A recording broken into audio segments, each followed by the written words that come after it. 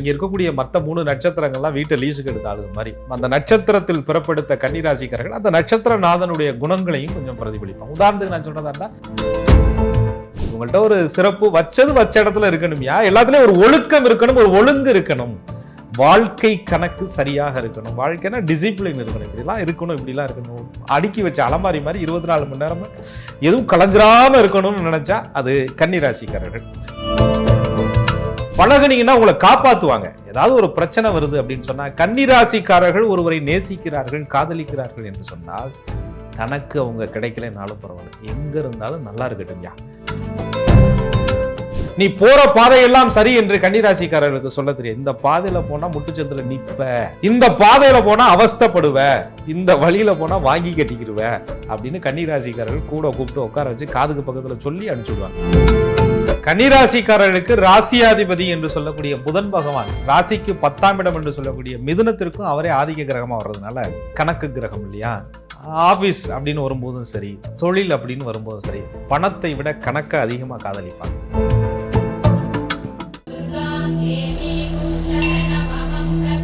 அன்பான நேயர்களுக்கு வணக்கம். ஒவ்வொரு ராசியினருக்கும் ஒவ்வொரு தனி சிறப்புகளும் குணங்களும் இருக்கு. அதை நம்ம சரியா புரிஞ்சுக்கிட்டோம் அப்படின்னாலே அவங்களை ஈஸியா டீல் பண்ணலாம். அந்த வகையில கன்னிராசிக்காரர்களை எப்படி நம்ம டீல் பண்ண போறோம், இவங்களுடைய குணங்களை நம்ம எப்படி தான் புரிஞ்சுக்கிறது தெரிஞ்சுக்கலாம். ஜோதிட ரீதியா இது சொல்றதுக்காக புலிப்பாணி சித்தர் வழி ஜோதிடர் திரு கோகுலக்கண்ணன் அவர்கள் கிட்ட இது சார்ந்து நம்ம பேசலாம். வாங்க. வணக்கம் சார். வணக்கம். குரு வாழ்க, குருவே துணை. கன்னிராசிக்காரர்களுடைய குணங்களை பத்தி சொல்லுங்க சார். இவங்களை நம்ம எப்படி சார் டீல் பண்றது? அதாவது நீங்க சொல்றது பிரச்சனை அல்லது ஏதோ ஒரு சூழல், அவங்களுடைய நட்பு, அவங்களுடைய காதல், அவங்களுடைய தொழில் பார்ட்னர், இப்படி என்ன வேணாலும் எடுத்துக்கலாம்னு வச்சுக்கோங்களேன். அப்படிங்கும்போது நமக்கு ஒரு கேள்வி வருது.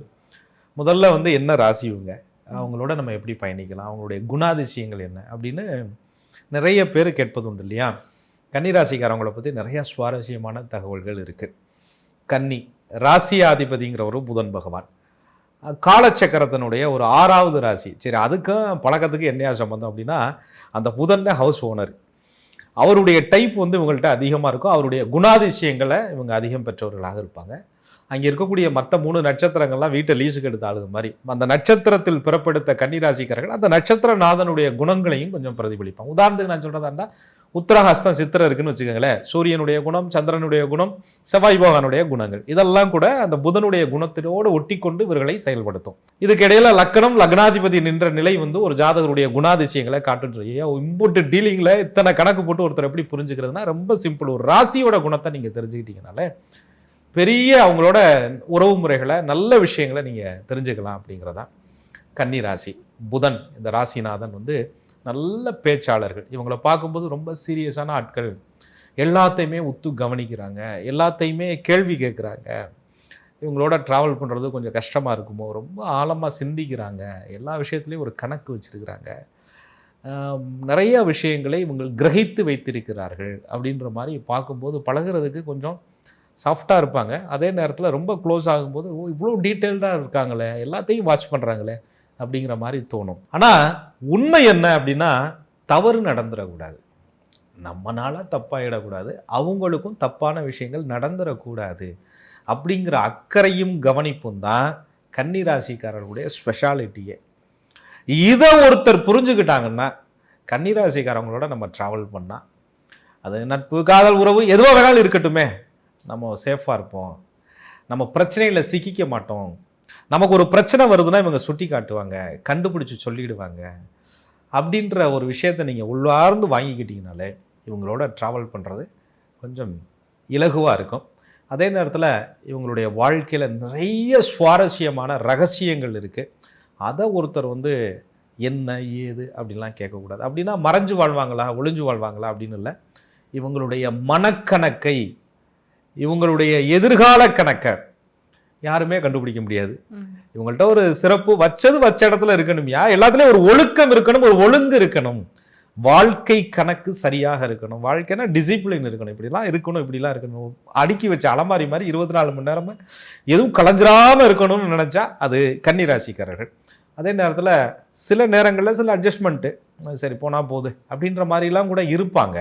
எல்லா நேரத்துலையும் ஒரு பிரின்சிபலாக ஒழுக்கமாக ஒழுங்காக நடந்துக்க முடியாது அப்படிங்கிறத புரிஞ்சவங்களா இருப்பாங்க. அதனால் இவங்களோட பயணிக்கிறதுங்கிறது ரொம்ப ரொம்ப இலகு, ரொம்ப ரொம்ப ஈஸி.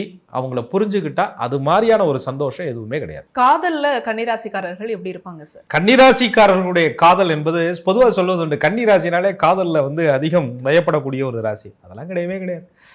கன்னிராசிக்காரர்கள் காதல் என்று வந்தால் கூட முதல்ல கவனிப்பாங்க, அதுக்கப்புறம் நட்பு பாராட்டுவாங்க, அதுக்கப்புறம் நிறைய அவங்கள்ட்ட பிடிச்ச விஷயங்கள் இருந்தால் மட்டும்தான் இவங்க மனசுக்குள்ளே இடம் கொடுப்பாங்க.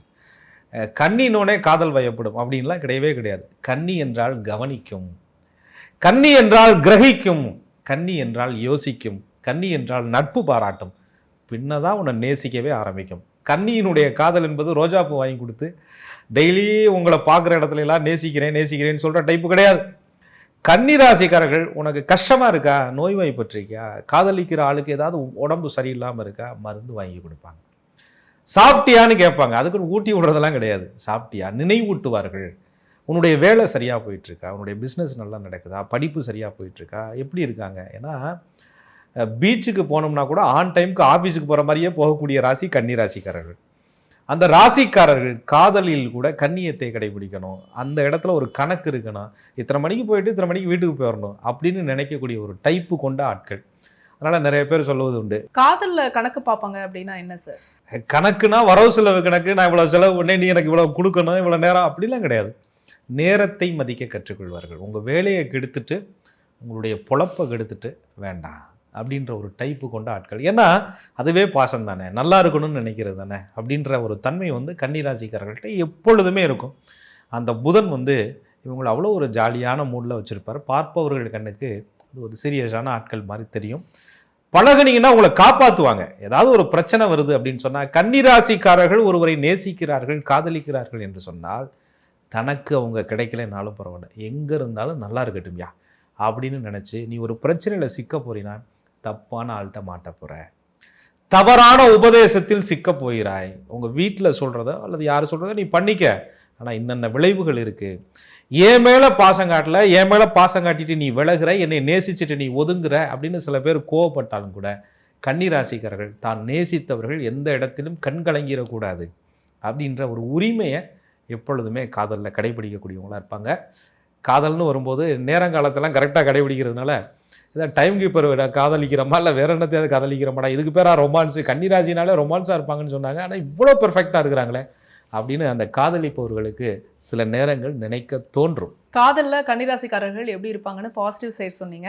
இன்னும் இவங்களை நல்லா புரிஞ்சுக்கணும் அப்படின்னா டீல் பண்ணுறதுக்கு இவங்களோட நெகட்டிவ் சைட் தெரிஞ்சுக்கணும்ல. நான் சொல்கிறது நெகட்டிவ் சைடுன்னு அதை சொல்ல மாட்டேன், பார்ப்பவர்கள் கண்ணுக்கு அது நெகட்டிவ் சைடாக தெரியும் அப்படின்னு சொல்லுவேன்.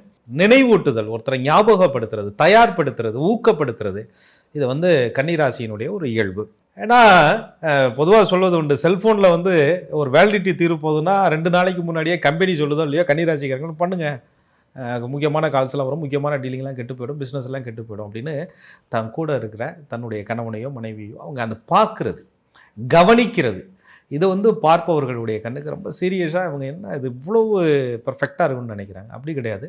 பிரச்சனையில் சிக்கிக்கக்கூடாது அப்படின்னு நினைக்கக்கூடிய தன்மை அது எல்லா இடத்துலையும் இயல்பாக இருக்கிறதுனால காதலில் கூட அவங்க வந்து பிரச்சனையில் சிக்கிக்கக்கூடாது அப்படின்னு அதீதமாக காட்டக்கூடிய அக்கறைங்கிறது இவங்க ரொம்ப நம்மளை கண்ட்ரோல் பண்ணுறாங்களோ, ரொம்ப நம்மள்ட்ட எதிர்பார்க்குறாங்களோ அப்படிங்கிற மாதிரி நினைக்க தோன்றும்.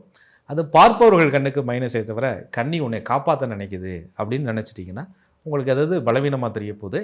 அது எதுக்கு பலவீனமாக தெரிய போகுது? ஆனால் அதே நேரத்தில் அதிக யோசனைங்கிற பேரில் நிறைய யோசிச்சுக்கிட்டே ஒரு பிரச்சனைக்கு விளக்கம் தர்றேங்கிற பேரில் பக்கம் பக்கமாக விளக்கம் தர்றதுக்காக ஒருத்தர் யோசிக்கிறாங்கன்னு சொன்னால் அது சில நேரங்களில் எரிச்சலை கொடுக்கலாம். ஆனால் அவங்க என்ன சொல்ல நினைக்கிறாங்கன்னு கேட்டிங்கன்னா, என் மேலே தப்போ உன் மேலே தப்போ, பிரச்சனைக்கான காரணம் என்னங்கிறத 2 பேருமே புரிஞ்சுக்கிடுவோம் அப்படின்னு நினைக்கக்கூடிய ஒரு தன்மை இவர்கள்ட்ட இருக்கிறதுனால பிரச்சனைக்கு பின்பு சமாதானங்கிற பேரில் நிறைய நேரங்களை எடுத்துக்கொண்டு சமாதானப்படுத்த முயற்சிப்பார்கள். கன்னிராசியில் ஒரு நண்பனோ தோழியோ இருக்காங்க நமக்கு அப்படின்னா அந்த நட்பில் இவங்க எப்படி இருப்பாங்க சார்? பொய்யான ஆறுதல் சொல்ல மாட்டாங்க. நட்பு அப்படின்னு வந்துருச்சுன்னா முகத்துக்கு நேராக உரிமையாக ஒரு பாசம், ஒரு நேசம், அதில் அவங்களுடைய பிரச்சனைக்கு தீர்வு சொல்கிற ஸ்டைல், அதுக்கு இவங்க எடுத்துகிட்டு வரக்கூடிய சில நுட்பங்கள், அந்த பிரச்சனையை ஒரு ஜாலியாக ஹேண்டில் பண்ணுறது எப்படி. கன்னிராசி தனக்கு வரக்கூடிய பிரச்சனையை சீரியஸாக எடுத்துக்கிட்டாலும் கூட தன்னுடைய நண்பனுடைய பிரச்சனையை அது அவங்க வந்து கஷ்டப்படாமல் அதிலேருந்து வெளியில் வருவதற்கு என்ன வழி அப்படிங்கிற யுத்தியை சொல்லிக் கொடுப்பாங்க. அந்த யுத்தியை சில நேரங்களில் தனக்கு பயன்படுத்த முடியாது, அது வேற கதை. ஆனாலும் நட்புங்கிற விஷயத்தில் அவங்க வந்து ரொம்ப சால்ரெல்லாம் போட தெரியாது கன்னிராசிக்கு. நீ என்ன ஒன்றாலும் கூகுள் மேப் மாதிரி போகிற பக்கம்லாம் சிக்னல் காட்ட தெரியாது.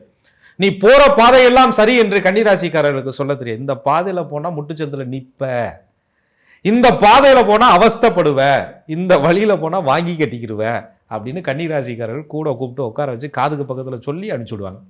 அதை 10 பேர் பார்க்க நான் பகுமானமாக நான் அட்வைஸ் பண்ணுறேன் என் ஃப்ரெண்டுக்கு, காட்ட தெரியாது. சைலண்ட்டாக கூப்பிட்டு ஒரு மெசேஜில், இல்லை இங்கே வா தம்பி, இங்கே வாம்மா அப்படின்னு கூப்பிட்டு, நான் தான் மாட்டினேன் நீயும் மாட்டிடாத அப்படின்னு வெளிப்படையாக ரொம்ப ஓப்பன் டைப்பாக நட்பு விஷயத்தில் நண்பனை, தோழனை, தோழியை காப்பாற்றக்கூடிய குணம் என்பது கன்னிகிட்ட எப்பொழுதுமே உண்டு. கன்னிராசிக்காரர்கள் நட்புல எப்படி இருப்பாங்கன்னு பாசிட்டிவா சொன்னீங்க. நெகட்டிவ் சைடா நம்ம எதெல்லாம் எடுத்துக்கலாம் சார்? ஆனால் திரும்பவும் அதுதான் சொல்வதுண்டு, இவங்களுடைய இயல்பான குணம் தானே உங்களுக்கு நெகட்டிவ் சைடாக நினைக்க தோணுது. ஏன் எதுக்குன்னு கேள்வி கேட்குறது ஒரு குத்தமா? நீ எதுலையுமே ஒரு ஒழுங்கு இல்லை, ஒரு நேர்த்தி இல்லை, அது எல்லாத்தையும் அந்த உரிமையை காட்ட முடியாது இல்லையா? தனக்கு உரித்தானவர்கள்ட்ட காட்ட முடியும் இல்லையா? நீ எதுலையுமே பர்ஃபெக்டாக இல்லை, உன் கணக்கு சரியா இல்லை. ஏன்னா இது கணக்கன் புதன் பகவானை, புந்தி பகவானை அம்சமாக கொன்ற ஒரு ராசி. அதனால் காலச்சக்கரத்திற்கு 6வது ராசின்னு சொல்கிறோம். வழக்குகளை சிக்கிடக்கூடாதுயா, நீ வம்பில் சிக்கிடக்கூடாது, ஏன் இவ்வளோ டிலே ஆகுது, ஏன் லேட் ஆகுது, காலதாமதமாகுது, உனக்கு கிடைக்காது, உனக்கு கிடைக்காமல் போயிடும் அப்படின்ற அக்கறை என்பது எதுக்கு இருக்கிற நண்பனுக்கு ஒரு மாதிரி கஷ்டமாக தெரிஞ்சால் இவங்க என்ன அதுக்கு பண்ண முடியும்? அப்போ கன்னிராசிக்காரர்களுடைய அந்த கண்ட்ரோல் பண்ணுற தன்மையாக இவங்க நினச்சிக்கிறதுனால அது நெகட்டிவ் சைடாக நினைக்க தோணுது.